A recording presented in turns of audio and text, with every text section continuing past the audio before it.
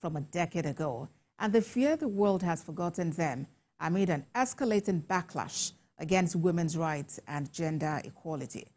UN Secretary General Antonio Guterres said in a new report that amid record levels of armed conflict and violence, progress over the decades for women is vanishing, and generational gains in women's rights hang in the balance around the world. The UN chief was assessing the state of a Security Council resolution adopted on the 31st of October 2000 that demanded equal participation for women in peace negotiations, a goal that remains as distant as gender equality. Mr. Guterres said current data and findings show that the transformative potential of women's leadership and inclusion in the pursuit of peace is being undercut with power and decision-making on peace and security matters overwhelmingly in the hands of men.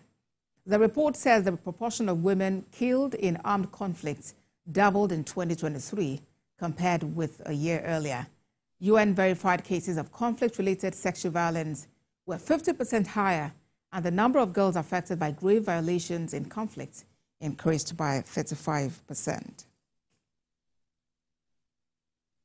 Meanwhile, at least 124 people have been killed in attack by the Sudanese paramilitary group, the Rapid Support Forces RSF, on a village south of Sudan's capital, Khartoum, which was confirmed by activists and doctors, marking one of the deadliest incidents in a civil war that shows no signs of abating. The RSF has been battling the Sudanese armed forces for control of the country since April last year. Both forces have been accused of killing civilians. The incident follows the defection of the RSF commander in Al Jazeera, the region where the massacre allegedly took place. Major activists are raising concerns, adding that the true number of victims may be significantly higher, citing difficulties in documentation due to communication barriers. War has raged since April 2023 between the Sudanese army under the country's de facto ruler, Abdel Fattah al-Burhan, and the paramilitary Rapid Support Forces, led by his former deputy, Mohamed Hamdan Daglo. It has triggered one of the world's worst humanitarian crises. More than 25 million people, over half the population, are facing acute hunger. Well, let's discuss this further. African affairs analyst Amuda Musibodi joins us live now to discuss the ongoing crisis in Sudan. UNICEF calls the Sudan situation the largest displacement crisis in the world. But, you know, not much is heard about it. What to think about the conflict in Sudan? I guess the world is just getting used to what is happening in Sudan. Don't forget that for Sudan, this is not the first time that the country will be embroiled in crisis. The country has had two civil wars, the first one between 1955 and 1972, and of course another second civil war from 1983 to 2005 between the Sudanese government and the Southern Sudan government, which now led to the creation of Southern Sudan.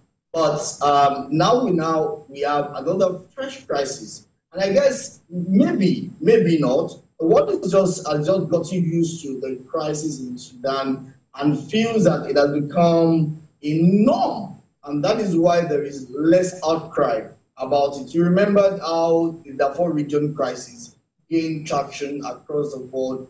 And now it seems like nothing is happening in Sudan again, or the eye of the world is turned away from what is happening in Sudan. Again, you may also begin to look at the fact that there are other crises that have also engulfed the world. Talk about the Ukraine-Russia crisis, talk about the crisis in the Middle East, and a whole lot. So the world is dealing with a lot of things. And so the issue of Sudan seems to be the least on our plates at the moment. And that is quite terrible. Quite terrible, because it's an alarming scale of disease outbreaks, including cholera there, that among myriad of other challenges that the vulnerable there are facing. And you know, UNICEF is actually complaining about access. How do we improve access to provide the much needed aid and care to the vulnerable in Sudan? I think the basic thing is for the actors in this whole crisis to respect standard war ethics.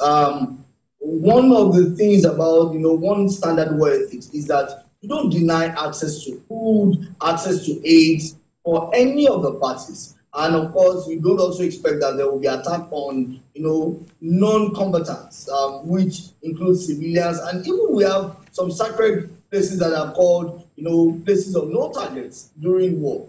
But it seems like most times in the Sudanese crisis, these actors do not respect this. And as long as they do not respect this, hunger becomes a weapon of subjugating the other party. And if hunger is a weapon of subjugating the other party, then we may have these crises, this hunger crisis, spiral out of control. So there is a need for those parties for the United Nations to step in and make sure that these parties honor this, this war ethics. And again, if it is necessary, try them for war crimes. Threaten them with, war crime trials, so that they can allow access to food for the civilians and non-combatants who are at the butt of this whole crisis. But, Mr. Mosibodi, you spoke about standard war ethics, and I'm curious, who sets the standards, and are they able to actually, watch out also for implementation? Because definitely several rules and ethics exist, but are the bodies, the UN, for instance, are they strong enough to hold these authorities responsible for whatever crimes are committed in the course of these conflicts and wars? Of course, we've seen trials of, war crime trials in time past. Remember, just even in Africa, you remember the case of, former president of Liberia, Charles Taylor. You also remember the case of Pinochet of Chile, and a lot of other examples can begin to suffice. So, but I think that it is all about the readiness and willingness of the United Nations as a body, and of course the Security Council as an agency or an institution of the United Nations to see to this. Until they take it seriously, we may not have any resolution in sight as regards this. So it's all about the willpower. It is not that the capacity is not there, but I feel strongly that it is about the willpower to see to this, that these actors are held to account for what is going on, the crisis or the food crisis and displacement crisis going on in Sudan at the moment. When you talk about willpower, as it stands, it's not even only Sudan that, would relate with this situation, because talk about what's going on in the Middle East, talk about the Russia-Ukraine war, with the UN as a body at several times being criticized for its roles or inactions, as it were, in these cases. How can the UN as a body be empowered not just to speak, but actually to act? I think we must also not gloss over the fact that we have a polarized United Nations. If you look at the Security Council, although some persons will say, oh, well, since the fall of the Berlin Wall in 1989-1990, that the whole, communist movement died. But that is not true, because we've seen, even with recent actions, that the crisis between capitalism and communism is still ripe.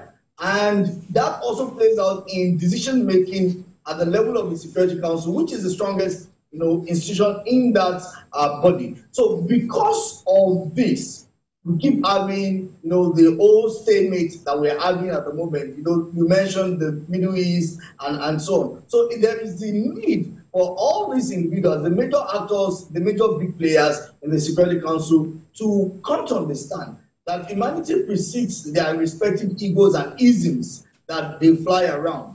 So in this light, they will be able to see beyond the whole quest for, we are for capitalism, or we are for, we belong to the Warsaw Pact, or no, we belong to NATO.